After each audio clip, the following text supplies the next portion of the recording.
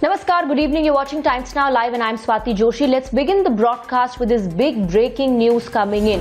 Just hours after Nepal's parliament cleared a new map claiming 3 Indian territories as their own, India has responded to Nepal's provocation. In a statement, the MEA has clarified that this artificial enlargement of claims is not based on historical fact or evidence and is not tenable. It is also violative of our current understanding to hold talks on outstanding boundary issues. Nepal's claim not based on facts and not acceptable. That is MEA's stand, that is India's stand. Let's go across to our senior editors, Srinjoy, Madhav and Megha joining us on the broadcast. To Srinjoy first, here comes the response from India to Nepal's provocation. Unacceptable, says India. Yes, that's really so. And India is really surprised and astonished that the Nepalese government has actually done what it has done. There was a possibility of talks between Shankar Bairagi, the Nepalese foreign secretary, and Harshvardhan Shringla, the Indian foreign secretary, but that never happened. The Indian government, in its statement, has, of course, it's the MEA, has been a little diplomatic in the sense it's almost as if it's left something open for negotiations and further talks. But it would be interesting to see when these talks happen between the foreign secretaries of both countries, if they happen at all. Whether it has not happened because of COVID or any other reason is something we have to see. But India is unhappy about this, primarily because this was something India was hoping would get sorted out diplomatically after negotiations between the two countries. Why the Nepalese have been in such a hurry, whether there is a China factor, whether it's an internal issue, is really something that has to be worked out. Absolutely. Let's also go across to Madhav. Madhav, the Prime Minister of Nepal kept saying that we can resolve this through a dialogue and we are a peace-loving nation, but haven't they actually shut that particular possibility of having a dialogue by passing this bill? Well, absolutely. And in fact, what India's view is very clear, that this is for narrow political interest that this bill has been passed, because clearly, of course, this is just an attempt to whip up sentiment within Nepal. That is, of course, as far as the Indian perspective is concerned. Srinjoy was telling us there have been several rounds in the past where there have been talks on this issue. In 2014, for instance, India says that both sides had decided that foreign secretaries will work on the issues of Kalapani and Ashai Sultan with the technical inputs from the boundary working group. So the larger question is, why has this been done in such a hurry? And also the important point that Srinjoy raised about China, because this comes at a time when India is already looking at a situation where China has very clearly tried to, encroach upon what India considers its own territory and has crossed the LAC. Clearly, of course, at a time like this, Nepal also going ahead and actually, passing this resolution in its house is something that has raised some very, very serious questions. And India has now made its displeasure known. It's out there in the open. And now that this resolution has been passed, clearly India leaving the door open, of course, for further negotiations, but certainly, of course, making it very clear that this is not at all what India expected out of this entire issue. Swati. Right. Now we also have experts on the broadcast. Major General G.D. Bakshi joins us along with R.S.N. Singh and Vivek Karju, former MEA Secretary. Before I go across to our guests, let me go across to our senior editor, Megha. Unprecedented, or, was this also expected after China's move, given the fact that there were, certain standoffs between India and Nepal as well? Not so serious, but on many other issues, both the countries weren't going along very well, although that was diplomatically sorted. Well, Swati, let me begin by telling you that India's response to Nepal today is a very stern one. The language that has been used, the words that have been used from the side of Indian government, of course, attributable to our sources, is that this new map, the constitutional amendment that has happened in the lower house of the parliament there in Nepal, which has gone through with a 2/3 majority today. The new map is just a tool for political gain, is what the government of India thinks. It is on that line that the entire response from the side of government of India has been formulated. And let me tell you here that our sources in the government of India, Swati, are now telling us how untenable this entire exercise undertaken by Nepal today is, and that it does not fit with the historical facts, and that Nepal, of course, like you said earlier, is in violation of the treaty that it has with India. The two sticking points, 2 points I would just want to read out for the benefit and clarification of exactly how things stand between India and Nepal currently. First, of course, and these of course are points about the map, or the new map of Nepal that has been passed today or updated today by the parliament today there in that country. Indian government believes that Nepal's artificial enlargement of the territorial claims to Kalapani and Lepu Lake is not based on any historical facts or evidence. That's number one. And that they are now reminding the Nepal government that Nepal renounced all claims to territories lying west of the Kali River, and this was as per the Treaty of Sagoli in 1815. So they are obviously now reminding the shifting claims of Nepal that's been happening for quite some time is untenable, because Nepal itself had renounced all claims to it. And on the basis of the history or the historical facts, what Nepal has done today cannot really stand the test of time, is what the government thinks. But like Srinjoy has pointed out, yes, the government of India has left that scope and space for talks to happen, and government initially had taken a lenient view of what Nepal was doing, but today what they have done clearly has annoyed the government of India.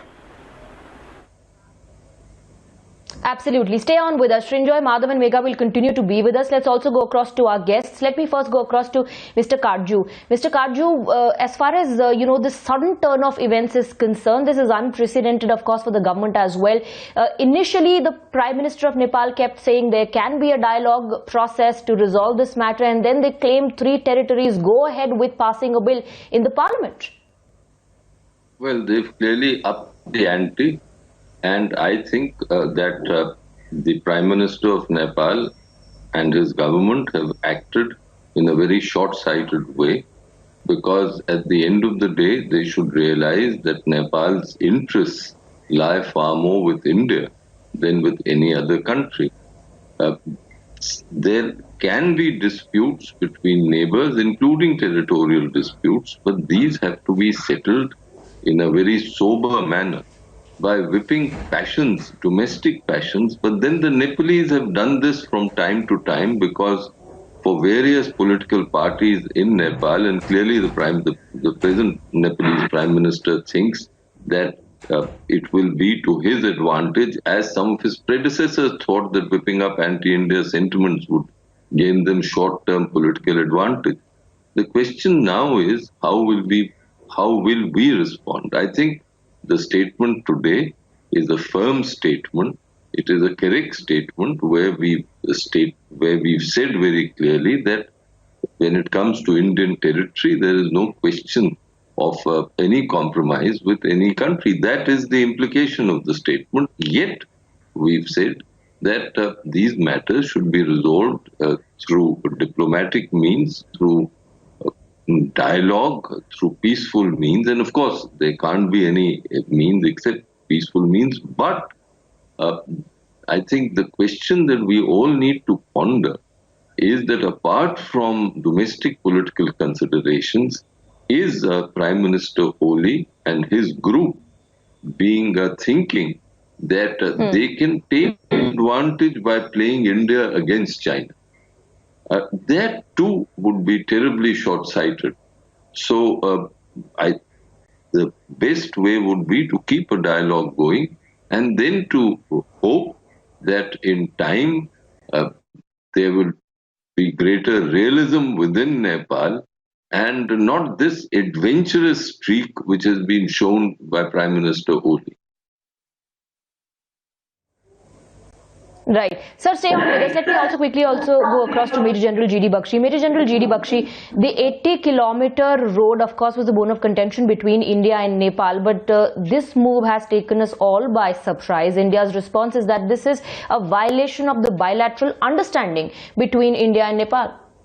Look, this is indeed very surprising because of the fact that India and Nepal are two countries which share a very special relationship.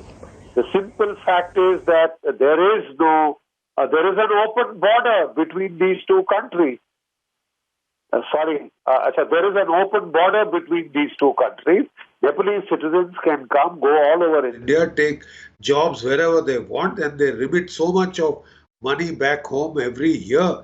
And the simple fact is that we have, as it is called, the Roti Beti Ka Rishta. There are 40 Gurkha battalions in the Indian Army who have laid down their lives fighting in this country's war since independence. So we have a very special relationship, and it is extremely distressful to note that I'm sorry, is there some problem? It is extremely stressful to note that the government of Nepal, the government of Prime Minister Oli, has been, trying to deflect attention from its own, domestic problems and issues. It is beset with charges of corruption. In fact, the people of Nepal say it is the most corrupt government they've seen in a while. He has been called the Ceausescu of Nepal. His government also had almost fallen a month and a half back. And that is the time China's ambassador, that lady, had stepped in to save Oli. And Oli is trying to pay back by trying to play the Chinese card, by trying to spoil relations between India and Nepal in a very damage relations in a substantial way, just to suck up to his latest Chinese mentors. These communists have been sucking up to the communist regime All right. in Now, China. sir, we are also joined by Professor Swaran Singh, Chairperson, Center for International Politics, joining us in the broadcast. Let's go across to and try and understand this relationship between India and Nepal, during the last couple of years. Was this coming, or is the China angle that needs to be discussed here? I think I agree with General Bakshi. China angle has really come up front in this particular action of Oli government. What makes it different is that while in other neighborhood regimes, we had seen China or pro-China regimes coming up and then going, and things would fall back to normal again. But this constitutional amendment would bind all successive regimes that might come after Oli is gone. And we are expecting that he might be going as soon as COVID-19 is under control, or even before that. So I don't seriously think that this kind of ratcheting up of nationalism is actually going to give any long-term benefit to Prime Minister Oli. It's a desperate action to make sure he can survive as long as he can. As General Bakshi said, there are all kinds of allegations in domestic politics against him. So this may not help him survive, which is his primary motive here. So that, to me, is something we have to think about as to what are going to be its long-term implications for successive regimes of Nepal and how India deals with it.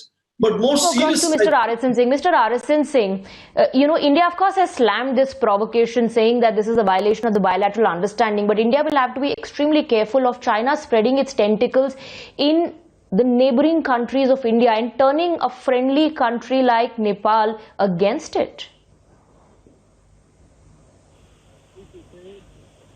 The government, and I was totally against those policies. I mean, you allow the communists to come, this was going to, there's nothing, I mean, very strange that has happened. Remember, your own people in this country, there are political parties here which are more ideologically affiliated to China, and they bat for China here. Even in the eventuality, say, of hostilities we have seen in the past and we'll see it in the future. So this is nothing to be surprised about. And let me tell you, I'm telling something, some information I'll give to your channel. 123 countries have blamed China for this, coronavirus. Not Nepal. It said it is Indian virus. And do you know?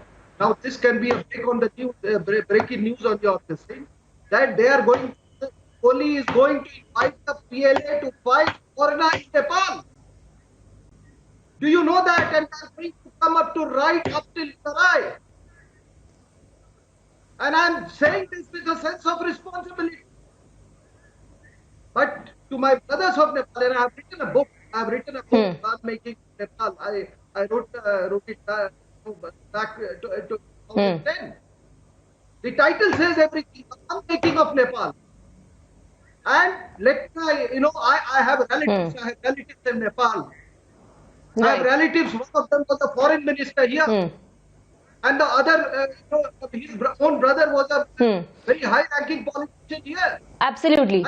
Absolutely, Mr. RSN Singh. As of now, of course, India has responded, slammed the provocation. And remember earlier, in fact, the army chief also had called out China and said that these protests in Nepal and the stand that Nepal has taken at this point in time is at the behest of someone else.